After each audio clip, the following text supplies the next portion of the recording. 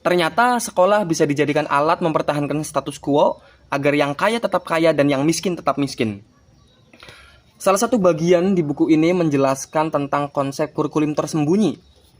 Adapun peneliti yang berusaha mengungkap konsep ini adalah Jen Enion, dia profesor dari Universitas New York.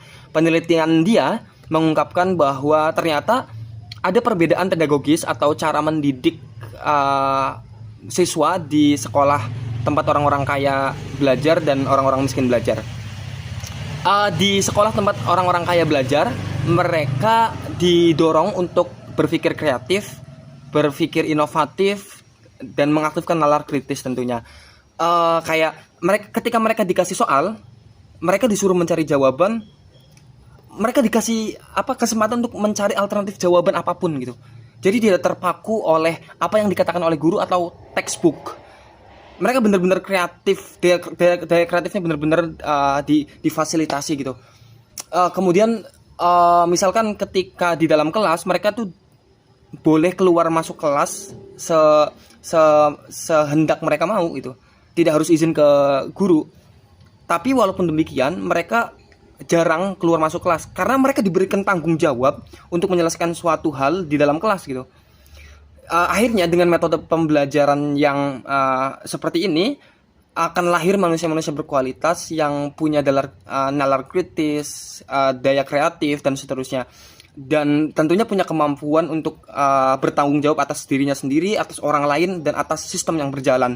Dan itu kualifikasi yang dibutuhkan oleh orang-orang kaya, oleh bos-bos besar begitu. Sementara di sisi lain nih, sekolah tempat orang-orang miskin, anak-anak buruh belajar, mereka hanya diberikan kesempatan yang sangat sedikit untuk mengaktifkan nalar kreatif, nalar kritis dan seterusnya. Kayak ketika mereka dikasih soal, mereka harus menjawab sesuai dengan textbook, mereka harus menjawab sesuai dengan apa yang guru katakan gitu. Jadi tidak ada kesempatan untuk jawaban lain masuk gitu.